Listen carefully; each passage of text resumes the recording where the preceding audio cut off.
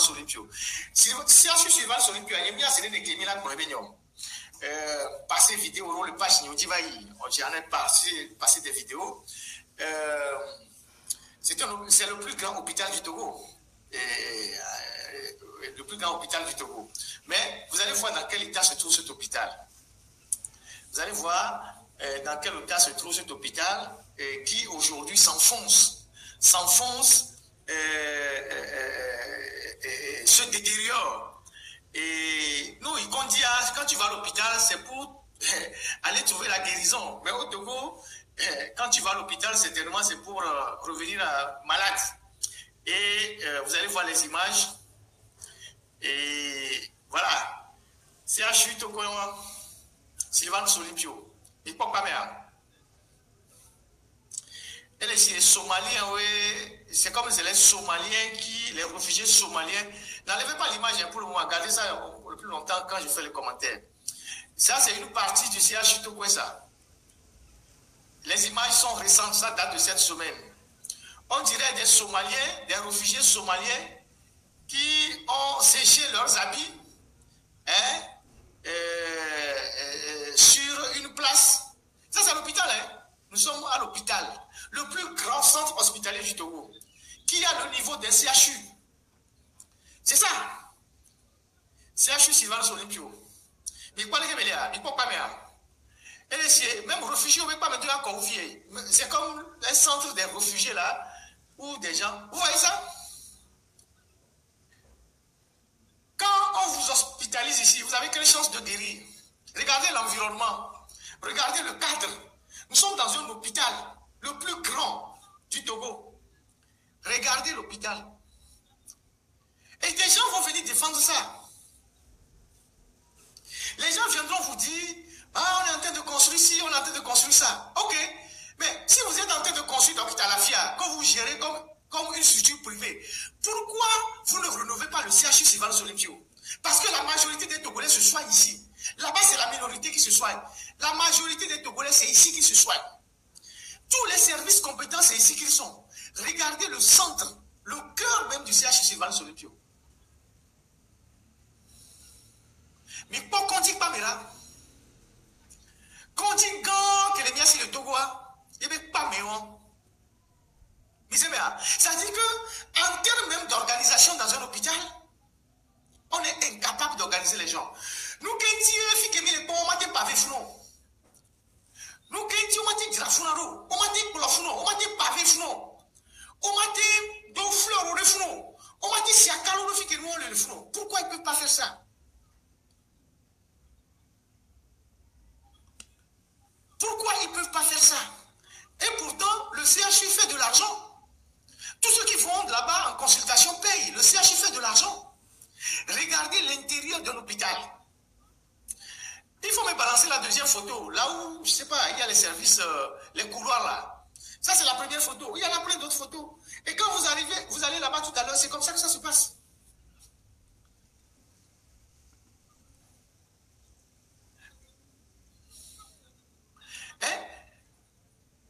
CHU, CHU Togo, je vois où tu es toujours. Tiens, il va terminer. Fourassa, aéroport Béni. Le site du CHU Togo, là, c'était l'aéroport. C'était l'aéroport à l'époque, à Lomé. Avant qu'on ne déplace l'aéroport vers le quartier de Baie, c'était l'aéroport. C'était l'aérodrome. Bon, disons c'était l'aérodrome. Le site du CHU, c'était l'aérodrome. Dans les années 35-40, c'était l'aérodrome. Et avant qu'on ne déplace l'aérodrome vers Baie, et on ne prend le site là pour construire le CHU, pour construire l'hôpital. C'était l'aérodrome. Là-bas, atterrissaient les avions. Ça, je le dis pour les jeunes qui ne le savent pas. Le site qui abrite le CHU Sylvanus Olympio, c'était l'aérodrome pendant la période française.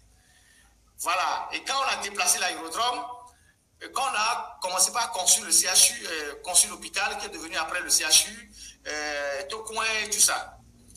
Mais regardez, si tu es malade aujourd'hui, tu n'as pas d'argent, c'est ici qu'on va t'amener. Si on ne t'amène pas ici, on va t'amener au CHU campus. Tu ne peux pas aller à Dr Talafia, parce que Dr Talafia, la consultation, c'est 10 000 ou bien 15 000, je ne sais même plus. Après, il faut déposer 500 000 francs de caution pour qu'on te traite. Dr Talafia, c'est ça. C'est un hôpital des riches. Ça, c'est l'hôpital des pauvres. Regardez comment ça est. Et les gens gouvernent ce pays depuis 60 ans, et certains depuis 20 ans. Sortez la deuxième photo.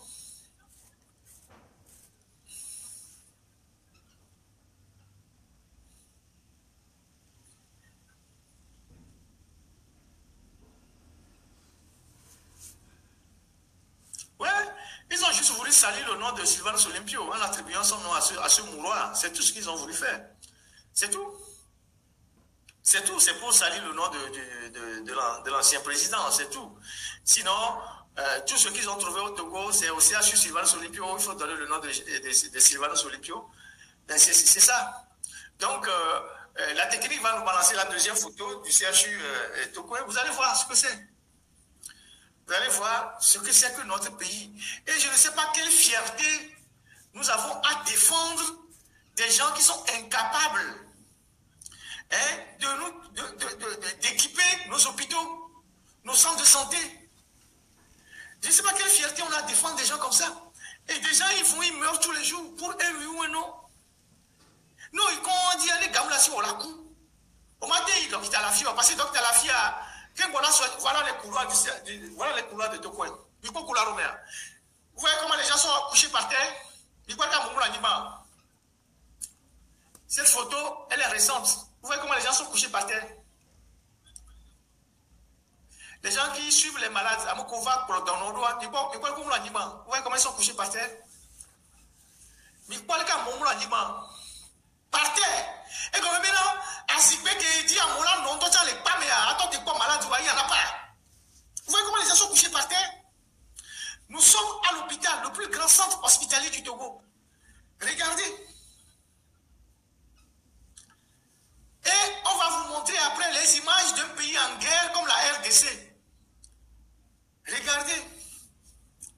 Ça, nous sommes à Tokoin.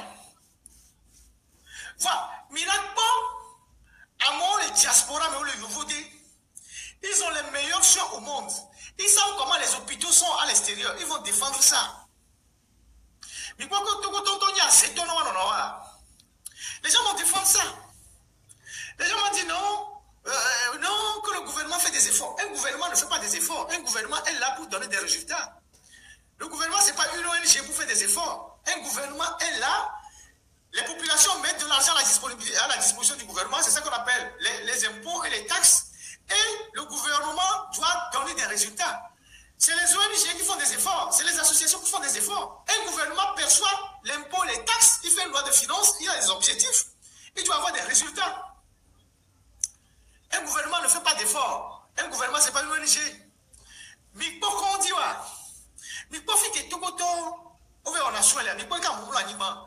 Et quand on vous dit que les femmes accouchent par terre là, les gens vont dire que non, c'est faux. Vous voyez comment les gens sont couchés par terre? Ils attendent leurs frères qui sont en soins. Il n'y a même pas de reposoirs, il n'y a même pas de place. À mon avis, les fous. Et vous imaginez la proximité. Quand tu vas au CHU Sylvanus Olympio, il n'y a pas de toilette publique. Ou quand tu as envie de te soulager, tu vas dans une toilette, il n'y en a pas. Il n'y a pas de reposoir. Il n'y a pas un endroit où tu peux aller faire tes besoins. Tu peux aller uriner. Il n'y en a pas. Déjà que le personnel même n'a pas suffisamment de toilettes. On ne va pas parler des malades, des visiteurs. Il n'y a pas de toilettes. Combien il faut pour mettre des toilettes publiques là-bas? Combien il faut pour mettre des reposoirs là-bas? Combien il faut pour mettre de la peinture, une couche de peinture là-bas? Combien il faut? Combien il faut? Maintenant, passez-moi les images de là où nous partons pour faire la médiation. RDC. Vous allez voir les hôpitaux que Tshisekedi est en train de construire. Tshisekedi est dans son deuxième mandat. Il n'a pas encore fait 20 ans. On peut tout le reprocher. On peut tout dire de Tshisekedi. On peut dire qu'il est ci, il est ça. Mais vous allez voir ce que Tshisekedi fait comme hôpital, les hôpitaux en RDC. Là où nous allons pour faire la médiation. Fikemi, il y avait en médiation, il a quoi avec Kondio? Que ce soit Kinshasa, que ce soit à l'intérieur. Vous allez voir. Ça, c'est pas qui c'est petit, c'est à l'intérieur de la RTC. Ce n'est pas Kinshasa, hein, c'est dans une ville secondaire de la RTC.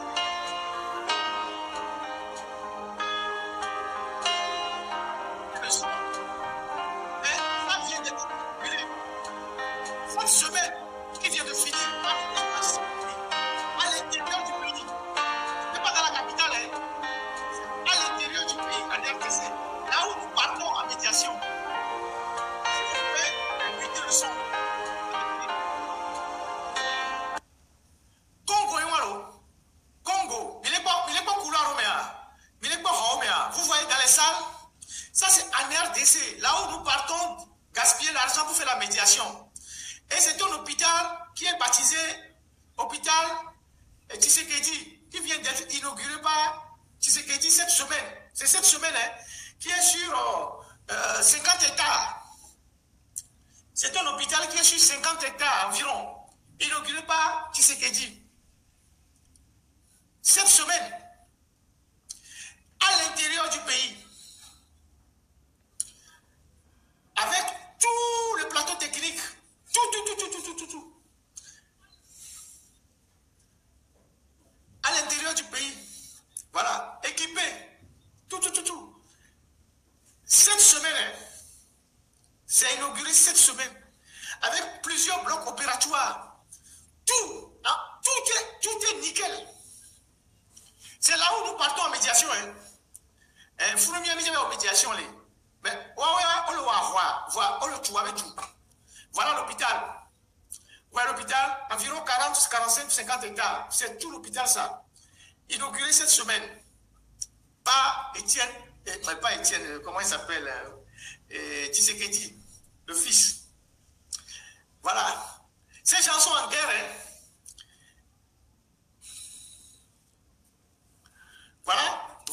Voilà les gens, voilà les dirigeants, malgré tout, qui s'occupent de leur pays, qui se soucient de leur pays. Voilà des gens qui savent qu'ils ont un mandat pour faire quelque chose. Voilà les scanners. Tout est nouveau. C'est la semaine, cette semaine. Félix Tshisekedi, voilà. Je le confonds avec son père. Félix Tshisekedi. Voilà. Tout est là. Les blocs, tout est là. Ça a été inauguré cette semaine. Ça porte le nom du président. Je m'en fous si ça porte le nom du président. Si Ford avait conçu autant dans toutes les régions, il avait même mis hôpital Ford Yassibé, on va l'applaudir. Au moins, l'hôpital va rester pour le pays. Lui, il a donné son nom à l'hôpital. Mais regardez l'hôpital. Vous voyez les couloirs? Regardez les couloirs du CHU Toko et regardez les couloirs de cet hôpital. Ça, c'est un hôpital régional, dans une région. Vous voyez les couloirs? Vous voyez l'environnement? Vous voyez le cadre? Vous voyez? Ça, c'est en RDC, là où nous partons en médiation. Ça, c'est la première vidéo. Mettez la deuxième vidéo. Kinshasa. Hôpital général de Kinshasa. Vous allez voir ça.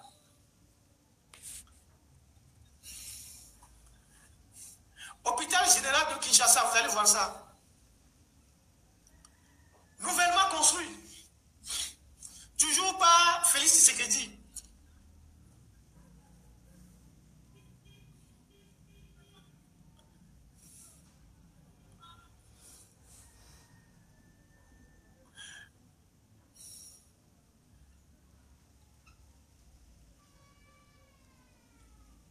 Nous sommes à Kinshasa. Ça, c'est l'hôpital général de Kinshasa. Je voudrais que la vidéo soit entière pour qu'on voit l'immeuble. L'immeuble, pour que les gens aient une idée de l'hôpital de Kinshasa, qui est nouvellement construit par le président Tshisekedi, Félix Tshisekedi. On peut tout le reprocher. On peut dire tout ce qu'on veut. Voilà les groupes électrogènes. Tout est équipé. Tout est là.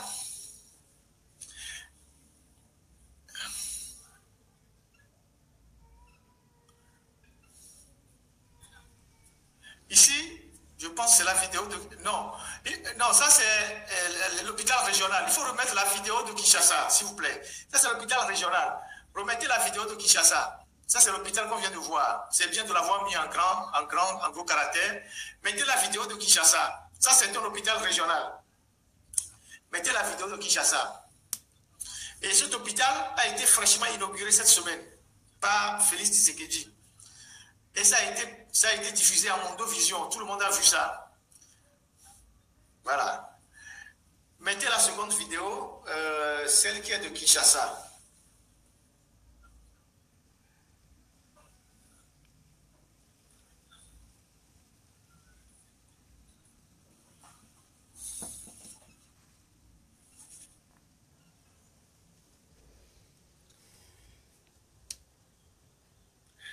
Quelqu'un disait dans les commentaires que tu vas dans cet hôpital, tu es à moitié guéri. Et c'est vrai. C'est vrai. Némi les brevets et tout quoi et Michingo Domi et Miami tout protom tout est à l'arrêt. Le pays est à l'arrêt. On ne veut pas. On ne veut pas. On ne comprend pas. On ne mesure pas la gravité. On ne mesure pas le retard qu'on prend. On ne mesure pas le retard qu'on prend. La technique, est-ce que vous avez la seconde vidéo? On ne veut pas travailler. Nous sommes dans les futilités. On est dans la distraction. On est dans la fête.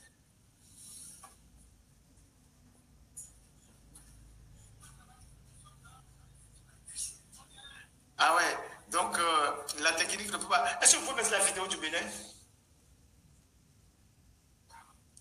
Ah ouais.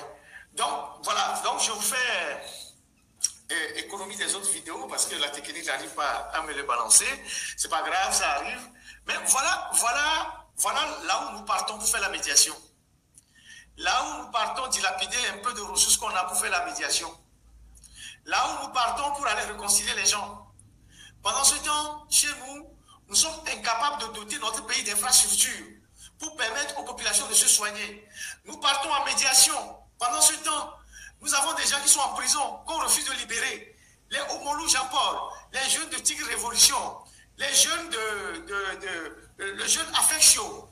Nous avons des gens qui sont à l'extérieur, qui ne peuvent pas rentrer dans leur pays, qui sont considérés comme des ennemis d'État. J'en fais partie. Olivier Ama en fait partie. Des gens dont les parents décèdent, ils ne peuvent même pas rentrer au Togo pour honorer leurs parents.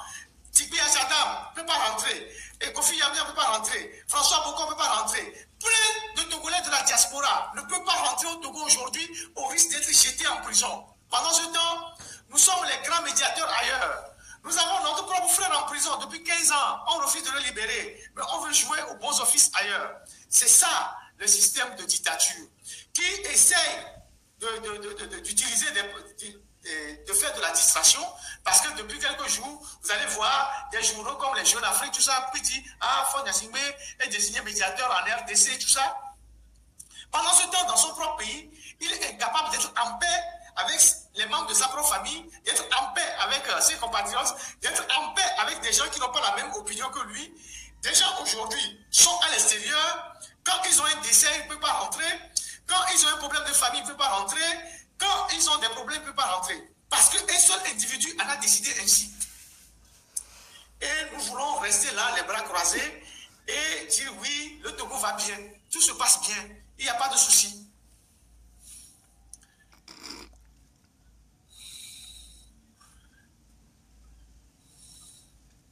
Ouais, le pays est rempli de motos et de tricycles. C'est ça. Le Togo, la pauvreté a un visage humain. Vous arrivez au Togo, ce qui vous frappe, c'est les motos et les tricycles. C'est devenu un pays de motos et de tricycles. C'est devenu un pays de motos et de tricycles. Et les tricycles qui font des dégâts partout. Et le pays est dans une pauvreté pas possible. On tire le pays vers le bas. Bientôt, les pluies vont commencer. Vous allez voir comment les quartiers seront inondés. Vous allez voir comment les quartiers seront inondés. Et ça ne préoccupe personne. Et quand on parle, les gens trouvent qu'on exagère. Quand on parle, les gens disent, ah oui, il y a ci, il y a ça. Non. Le patriotisme,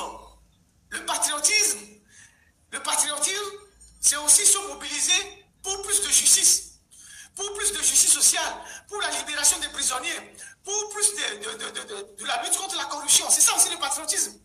Le patriotisme, c'est de se battre pour qu'on construise les hôpitaux. C'est de se battre pour qu'on construise les universités. C'est de se battre pour qu'on donne les bourses aux étudiants. C'est ça aussi le patriotisme. Il y a un étudiant qui m'a fait envoyer un truc par rapport à des problèmes à l'université. C'est tellement long que peut-être que je vais diffuser ça plus tard. Le responsable des étudiants qui a écrit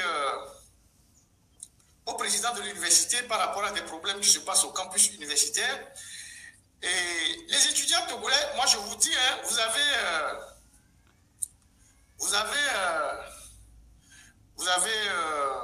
le choix, hein.